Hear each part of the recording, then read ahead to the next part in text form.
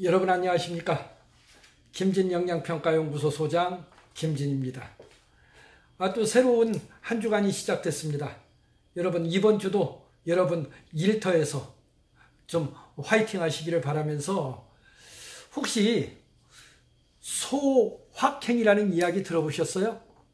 소소하지만은 확실하게 챙기는 행복, 이것이 바로 소확행이라고 하네요. 커피 한 잔을 마셔도 커피 한 잔 속에 그 향기를 맡으면서 느끼는 행복, 키우는 강아지가 내게 달려와서 꼬리치며 반갑다고 안길 때 느끼는 소소한 행복, 그런 것이 우리 삶의 터전 속에서의 소확행이 아닐까 싶은데, 요즘에는 이 소확행의 이야기가 또 달리 해석이 된다라고 하네요. 소확행, 소소한 소비가 확실한 행복을 챙긴다. 이것이 요즘 말하는 소확행이라는데, 그렇습니다. 소소한 소비. 우리가 비록 영양평가에 좀 열정을 다해서 덤비시지만은 확실한 시간 투자 그리고 열정을 더하는 그러한 소비가 있어야만 합격에 다다를 수 있지 않을까, 그렇게 생각을 합니다. 자, 오늘은 영양평가에 대해서 왜 우리 학습자분들이 어렵게 느끼는가, 이런 부분에 대해서 잠시 여러분과 함께 고민을 해보겠습니다. 영양평가를 준비하시는 분들의 나이 연령대가 거의 50대 전후반이에요.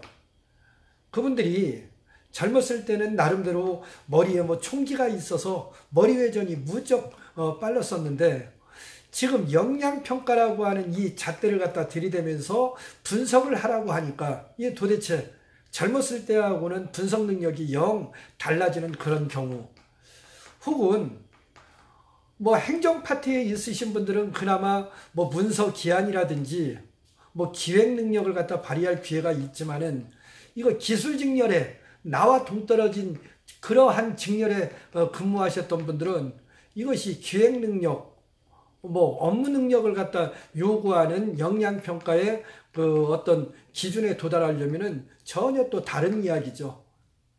그래서 나와 직렬이 다른 이러한, 그렇지만은 영양평가라고 하는 게 가상의 업무를 여러분들한테 던져주면서 그 역량에 대해서 도달하기를 갖다 원하기 때문에 직렬과 관계없이, 나이와 관계없이 훈련에 의해서 혹은 연습에 의해서 어느 정도의 역량에 도달해야 되지 않겠는가, 그렇게 생각을 합니다. 영양평가 보통 문제들을 갖다 다뤄보면은요, 적게는 18쪽에서 많게는 20여 쪽이 넘는 이 분량이 많은 거에 대해서 첫 번째 문제를 갖다 드렸을 때 겁을 먹고 이거 어떻게 분석을 해야 되는지 난감해하는 경우가 많아요. 근데 여러 번의 실전 연습을 해보시면은 사실은 23쪽 아니라 25쪽 이 페이지가 방대해도 버려야 될 페이지 그리고 챙겨야 될 페이지를 갖다 확실하게 문서 분류만 할 줄 알면은 실질적으로 여러분들이 분석해야 될 페이지는 대략 한 15페이지 정도에 대해서 주어진 시간 안에 분석을 하시면 돼요. 이 모든 것이 다 분석하게끔 만들어지지는 않았거든요. 그러니까 버려야 될 페이지, 챙겨야 될 페이지를 갖다 먼저 챙길 줄 아는 그런 것도 하나의 훈련이겠다. 그런 생각이 들고요. 아까도 말씀드렸지만은 이 업무하고는 관계없는 업무 외적인 요소에 대해서 가상의 문제를 갖다 여러분들한테 덥석 주어지기 때문에 이 문제에 대해서 당혹스러움을 갖다 많이 이야기하세요. 그리고 세 번째가, 그러한 내 현안 업무에 대해서 익숙지가 않기 때문에 어떻게 접근해야 될지를 갖다 모르시는 분들이 또 상당수 있더라고요. 지금 기존에 여러분들 연수교육이라든지 인터넷 강의를 듣고 오신 분들은 오히려 영양평가가 너무 어렵다라고 느껴지시고, 또 혹은 교육을 받으시면서 어떤 분들은 멘붕이 왔다. 선생님 가서 교육받으니까 하나도 모르겠고 오히려 멘붕이 왔습니다 라고 하는 얘기를 갖다 종종 하시거든요. 이제 그런 경우가 내가 맡고 있는 현안 업무하고는 전혀 다른 문제가 덥석 주어지기 때문에 이것을 갖다 어떻게 풀어야 될까를 갖다 잘 모르시는 분들, 그래서 더 어렵게 접근하는 것이 아닐까 그렇게 생각을 합니다.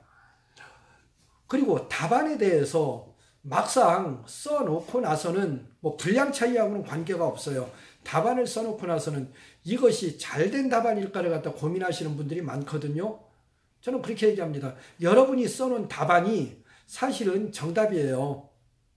근데 이것을 갖다 예를 들어서 아이비 속에서 질의응답을 할 때 얼마만큼의 자기 논리를 갖다 정연하게 이야기하느냐, 그것도 하나의 방법일 테고, 아이비 속에서 답안이라고 하는 것을 확실한 개념을 갖다 이해하시고 분량을 갖다 확보하는 거, 이것도 하나의 훈련이더란 얘기죠.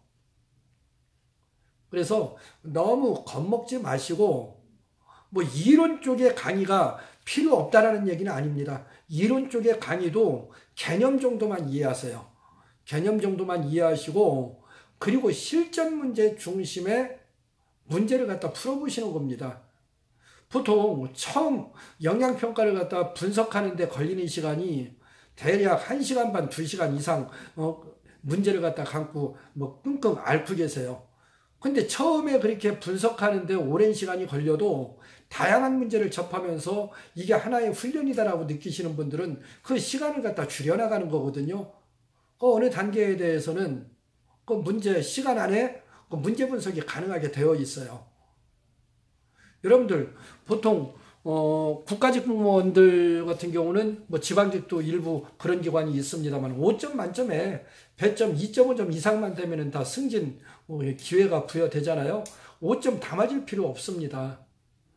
기본적으로 2.5점만 맞으면 합격이 되는 거니까 문제에 대한 개념을 갖다 아시고, 두 번째는 또 문제 답안 확보, 그게 정답이 됐든 오답이 됐든 어느 정도 답안 확보가 가능해야 되고, 그 써놓은 답안에 대해서 자기 주장을 갖다 논리적으로 펼칠 수 있는 근거 제시만 하면은 어느 정도 2.5점 이상은 다 오르지 않을까 그렇게 생각을 합니다.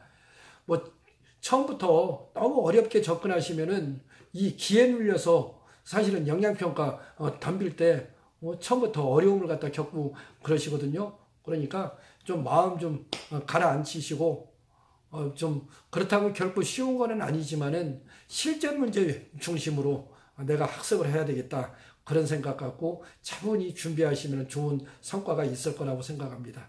나이하고는 관계없습니다. 자, 오늘서부터 여러분 소확행, 정말 소소한 소비가 여러분의 확실한 행복을 갖다 이끌 수 있다. 그 소비라고 하는 개념이 저는 투자라고 생각을 했습니다. 시간 투자, 열정 투자 하시면서 성공하는 여러분들 되시기를 바랍니다. 여기는 김진 영양평가연구소 소장 김진이었습니다. 오늘 하루도 행복하세요.